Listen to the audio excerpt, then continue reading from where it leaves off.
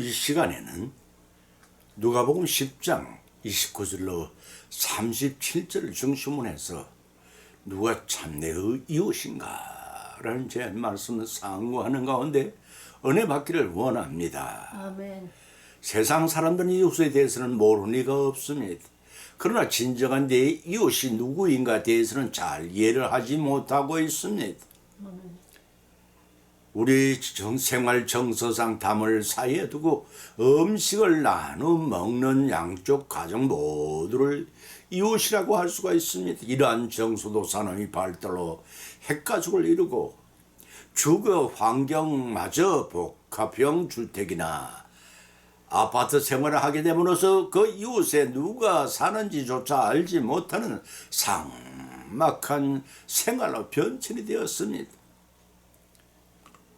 고대 중국의 송나라 때에 여성진이라는 이가 새 집을 샀습니다. 누군가 집값을 모르니 1천만 금이라고 했습니다. 무슨 놈의 집이 그렇게 비싸냐고 물었더니 1만 금으로 집을 사고 4천만 금으로 이웃을 샀다고 말했습니다.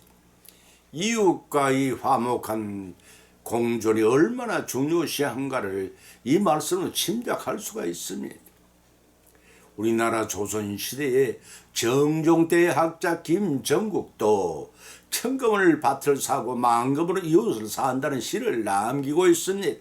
그가 지은 양문에 보면은 이웃은 사촌이 아니라 삼촌반이라고 말했습니다. 이곳에서 조상과 같은 예사가 나면 그 이웃들은 심상이라 하여 일정 기간 동안 상주와 똑같은 건신을 했습니다.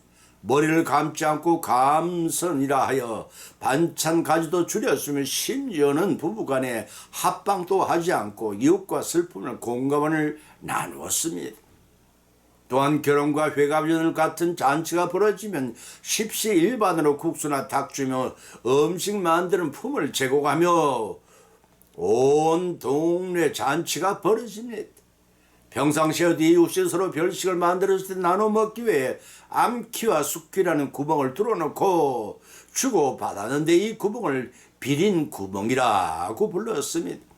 쇠고기나 돼지고기를 비롯한 멸치까지를 포함한 각종 어류 음식을 별식이라 쳤고 생선류가 비린 음식을 먹은 걸 통해 구멍을 통해 주고 받았다고 해서 아마도 비린 구멍이라는 이름이 생겨난 것 같습니다.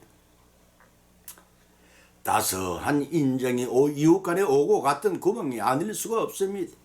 이 이웃이 삼촌 반이 근대 과정의 생활은 풍요로우셨지만 이웃 인정은 삼촌반에서 오늘이 무촌으로 멀어져 왔습니다. 점점 높아지는 서로 간의 담장을 바라보러 비린 구멍은 이웃 간의 담장보다 이웃 간의 마음에 먼저 뚫어져야 할 것입니다. 신약 성경의 예수님께서도 선한 사마리아인의 비유를 통해 이웃 개념을 유대인들과 이방인들과 인류를 포함하는 것으로 확대시키셨습니다. 사도 바울도 로마서 13장 9절로 10절에서 말하기를 내 이웃을 네 자신과 같이 사랑하라 하라만 하신 말씀이 최고의 계명이나 선포했습니다. 이 말씀들을 상고하는 가는 가운데 비차의 풍선 은혜 받는 시간이 되시기를 예수님의 이름으로 간절히 축원을 드립니다. 아멘. 첫째는 공경에 처한 자를 돕는 자가 이웃이라고 했습니다. 본문의 말씀 누가복음 10장 29절로 36절 찾아보면 이 사람이 자기를 옳게 보이려고 예수께 여짜오되 그러면 내 이웃이 누구니까? 내 여기에는 이 세 사람 중 누가 강도를 만난 자 이웃이 되겠느냐? 가로되 자비를 베푸신 자니이다.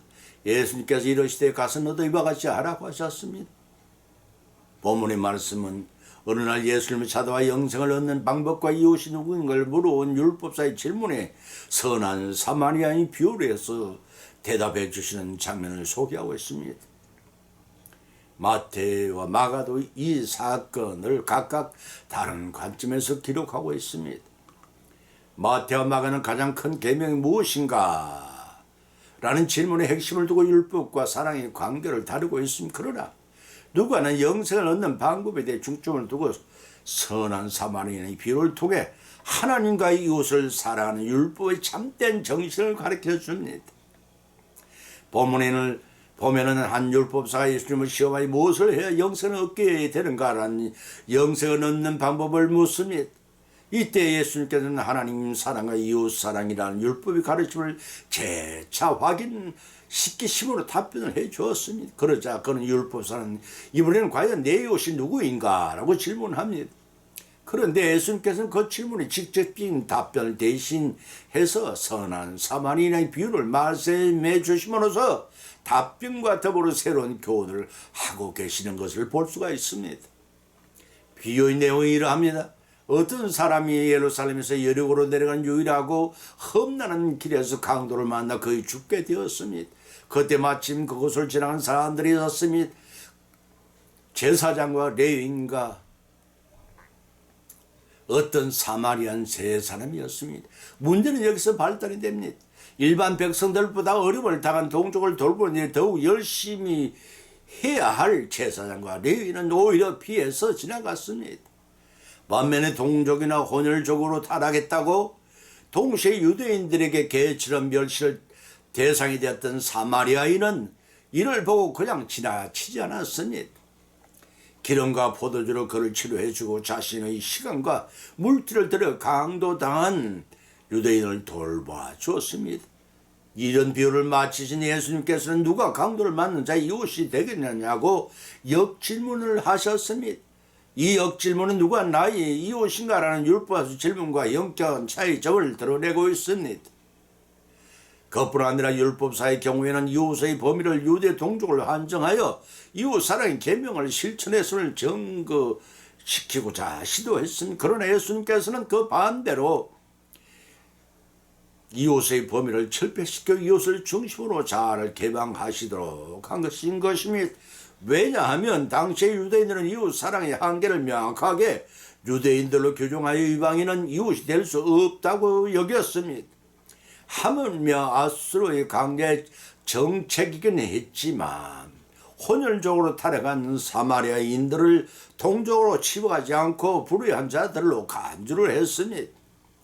그러나 예수님의 비유로 말씀하신 그 사마리아인을 이웃에 대한 사랑을 베푼 자로 인정할 수밖에 없었을 것입니다.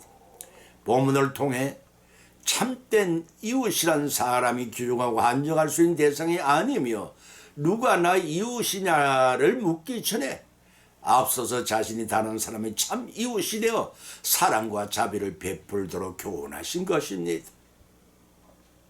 이러한 이웃사랑이 바로 하나님께서 기뻐하시는 것이며 이 사랑이 율법의 전 본질과 목적이 된 참된 의미입니다.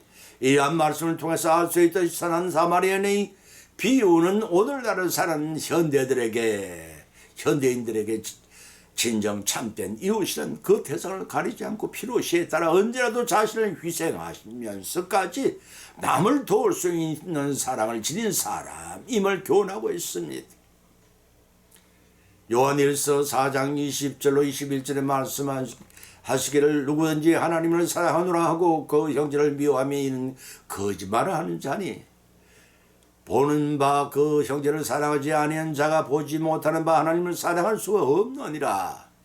우리가 이 계명을 주께 받았으니 하나님을 사랑하는 자 또한 그 형제를 사랑할지니라고 하였습니다. 참 신앙은 이론만이 아니라 말씀에 따라 순종하는 행동이 수반되어야 합니다. 아무리 성경의 깊은 지식과 통찰력이 있을지라도 참된 이웃이 되지 못한다면 야고보서 4장 16절 17절 말씀입니다. 따라서 우리는 정령 마음과 목숨과 힘을 다하여 하나님을 사랑하며 내 이웃을 내 몸같이 사랑해야 할 것입니다. 두 번째는 가까운 이웃이 형제보다 낫다고 했으니 본문의 말씀 잠언서 2장 10절을 찾아보면 기록하기를 네 친구와 아비의 친구를 버리지 말며 네 환난 날에 형제의 집에 들어가지 말지어다. 가까운 이웃이 형제보다 나으니라고 하였습니다. 본문의 말씀을 얼른 생각하면 모순적인 만인으로 들리기 쉽습니다.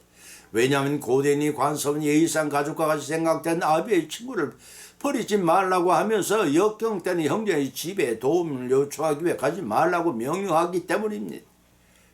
사람이 환난을 당할 때 먼저 가족을 생각하게 되고 그들의 도움을 바라게 됩니다.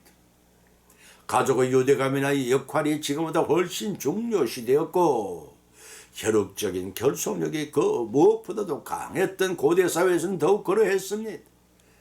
그렇지만 혈연적인 관계에 있지만 근본적인 애정이 없는 가족들은 손해를 입게 될까봐 그들의 환난을 외면하고 아무런 도움을 주지 않는 반면에 그와 가까이 애정과 우정을 나눈 이웃 친구들은 그를 찾아와 위로하고 돕고자 합니다. 그러나 본문의 핵심은 형제에게 도움을 청하지 말라는 데 있는 것이 아닙니다. 이웃과 관계를 돈독하게 하라는 데 있습니다. 다시 말해서 이웃의 가까운 친구는 멀리 떨어져 정이 없이 사는 가족보다 더욱 긴밀히 도움을 주고받을 수 있다는 사실을 명심하고 친구와 좋은 관계를 유지하도록 권고하고 있는 말씀입니다. 우리나라 속담에 이웃 사촌이 먼 친척보다 낫다는 말이 있습니다. 성경에서도 사마리아인의 비유는 가까운 이웃이 되면 어떤 사람 사마리아인이 동족에 먼저 먼 형제격인 제사장과 레위인보다 낫다고 예수님께서 말씀하셨습니다. 과연 우리는 우리의 이웃 사촌으로서 우리 이웃에게 어떤 관심과 사랑을 베풀어야 하겠는가를 돌이켜 봐야 할 것입니다. 강 건너 불경 구경이라 하는 이웃이 되어서는 아니 됩니다. 제사장의 레위인처럼 외면해서도 아니 됩니다. 어리석은 종이 부산을 다녀온 일이 있어서 경부선 통일호 열차를 몸을 싣고 가다가 그 객차 안이 벼랑간 술렁거리더니 양수가 터졌다라는 외마디 소리가 날카롭게 객차 안의 고요를 찢어버리고 말았습니다. 학위를 받아낸 경험이 있는 분들은 어서 와서 사모를 도와주세요. 약속이 난 듯이 한 여인이 그곳으로 달려갔습니다. 중간칸에 남자들이 여자의 서술에 쫓기는 뒤쪽과 앞쪽으로 물러나면서 시선은 온통 그곳으로 몰려 있었습니다. 정신 차려요. 정체를 놓으면 큰일 나요. 둘 다 죽는단 말이에요. 힘을 줘요. 좀 더. 좀 더. 그렇지. 다음 순간 으앙 하면서 대종의 아기가 세상에 태어나는 첫 울음을 터뜨렸습니다. 열차 성문이 배로를 가장 가까운 병원에 있는 여기 열차를 세우고 사모와 아기를 병원에 입원시켰습니다. 다음 날 신문의 가심란에 아기를 통일호에서 낳았는데 사모 아기는 건강하며 그 아이 이름을 통일이라고 지었고 사모와 철도청에서는 치료비 일체와 평생 무임승차권을 주기로 했다는 것입니다. 부산을 향해 달리는 객차 안에 진통하는 사모를 도와 이를 받아낸 여인들의 헌신 도움은 가까운 이웃이 먼 형제보다 낫다고 할 것입니다.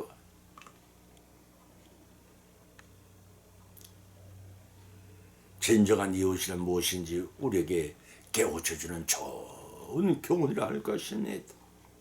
로마서 12장 9절과 하반절과 10절을 쳐다봉독하면 내 이웃이 내 자신과 같이 사랑하라 하신 그 말씀과 다 들어있느니라. 사랑은 이웃에게 악을 행치 아니하나니 그러므로 사랑은 율법이 완성이니라는 말씀을 잊지 마시기 바랍니다. 그리고 실천하심으로 주님께 큰 상을 받으시기 바랍니다. 아멘. 세 번째는 이웃 사랑은 율법의 완성입니다. 본문의 말씀은 마태복음 7장 12절과 갈라디아서 5장 14절을 찾아 봉독하면 그러므로 무엇이든지 남에게 대접을 받고자 하는 대로 너희도 남을 대접하라. 이것이 율법이요 선지자이니라고 하였고 또 갈라디아서 5장 14절에서 온 율법은 내 이웃 사랑하기를 네 몸과 같이 하라 하신 말씀에 이루었나니 서로 물고 먹으면 피차에 멸망하고 말까 조심하라고 하였습니다.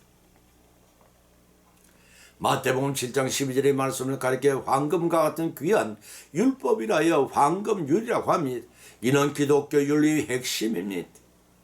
예수님께서는 전국 시민의 가장 지구한 행동 규범으로서 무엇이든 남에게 대접하고자 하는 자는 그 하는 대로 너희도 남을 대접하라는 탁월한 교훈을 제시하셨습니다.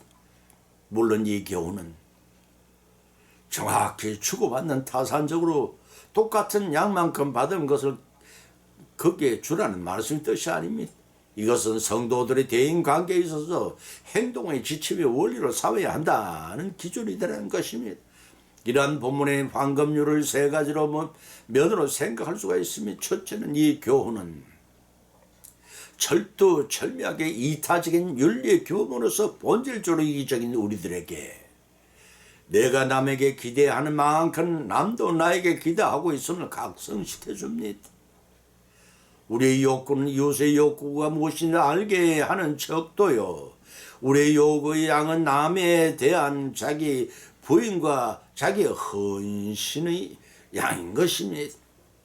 두 번째, 서로 자기의 권리를 앞세워 주장하지 말고 겸손하게 먼저 사랑하라는 적극적 이타주의 요구로 이해할 수가 있습니다.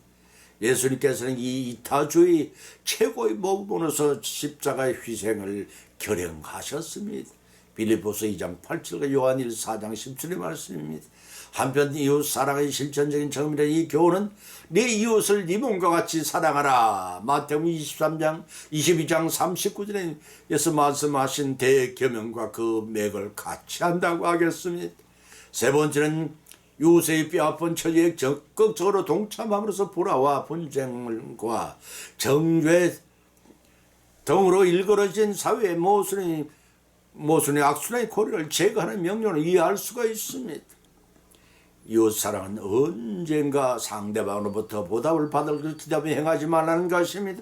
이미 주어진 하나님의 사랑과 축복에 감사의 무조건으로 남을 돕고 싶어하는 바로 그 수준을 남을 대접하는 교훈인 것입니다. 대접을 받고자 하는 대로 대접하라는 본문의 황금률은 우리는 항상 명심해 두고 실천해야 할 것입니다. 마태복음 6장 33절에 너희는 먼저 그 나라와 그 의를 구하라. 그리하면은 이 모든 것을 더하시라는 말씀과 함께 산상수훈의 가장 핵심적인 교훈입니다. 유사한 말씀이 외경 토비토 4장 15절에서 기록하기를 네가 남에게 당하지 않고 싶거든 많은 일을 남에게 행치 말라고 하신 소극적이고 부정적인 점에서 본질의 말씀과 구별이 됩니다. 다시 말해서 예수님의 황금률은 남을 위해 헌신하는 보다 적극적인 교훈으로 하나님의 사랑의 성격을 잘 나타냅니다. 이처럼 하나님 계명은 죄를 짓지 말라는 부정적인 차원을 넘어서 성과 사랑을 향한 긍정적이고 적극적인 명령인 것이니 그래서 요한복음 13장 34절에 예수님께서 말씀하시기를 내가 너희를 사랑한 것 같이 너희도 서로 사랑하라고 하셨고 진이 십자가 외에 대속의 죽으셨습니다. 대속의 죽음을 죽으셨습니다. 그것은 곧 예수님께서 이 땅에 오셔 십자가를 신 적극적이고 희생적인 사랑이 이 말씀에 대한 완전한 모델이 되어 주셨습니다. 빌립보서 2장 6절과 요한일서 4장 10절입니다. 따라서 그리스도의 제자된 우리들 역시 이와 같은 그리스도의 행동을 본받아 이타적인 삶, 곧 진심에 우러나는 남을 대접하는 그런 삶을 살아야 할 것입니다. 본문 끝에서 이것이 율법의 선지자니란 말씀은 율법과 선지자는 구약 전체를 가리키는 관용적인 표현입니다. 따라서 본문의 말씀이 구약과 율법의 핵심이 되는 말씀이라는 뜻입니다.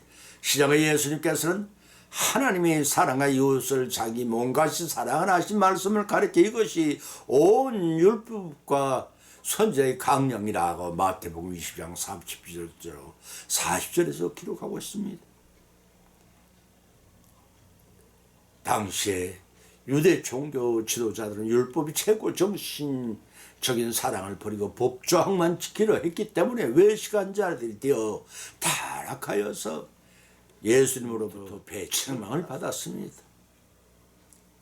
예수님께서는 율법이나 선지자를 펴려 오신 것이 아니라 완전케 하려 오시다고 마태복음 5장 17절에 말씀하고 계십니다. 또한 율법과 율지자의 선지자의 완성이신 그리스도의 십자가 구속 사역과 밀접한 관계를 맺고 있다고 하겠습니다. 따라서 이웃 사랑은 율법의 완성이심을 아시고 눈에 보이는 이웃을 사랑하는 실제를 통해 눈에 보이지 않는 하나님을 사랑하시는 저와 여러분이 되시기를 예수님의 이름으로 간절히 축원드립니다. 본론을 말씀드립니다. 오늘의 본 말씀 상고한데 피차의 풍성한 은혜 받고 또한 세 가지 교훈을 받은 줄 압니다. 그 첫 번째는 사마리아인처럼 공경에 처한 자가 곧 내 이웃이라는 것입니다. 두 번째는 가까운 이웃이 형제보다 나은 삶을 살라는 것입니다. 세 번째는 이웃 사랑은 율법의 완성이라는 것입니다. 예수님께 친히 십자가에 자신의 몸을 희생시켜 죄인들을 대속해 주신 그 참사랑을 이웃에게 베풀라는 것입니다. 이러한 교훈의 말씀을 받은 것으로 그치지 말고 우리 생활 가운데 실천하심으로써 성경의 황금절을 이루시는 성의를 성취하시기를 예수님의 이름으로 간절히 축원을 드립니다. 찬송가 373장을 올리겠습니다.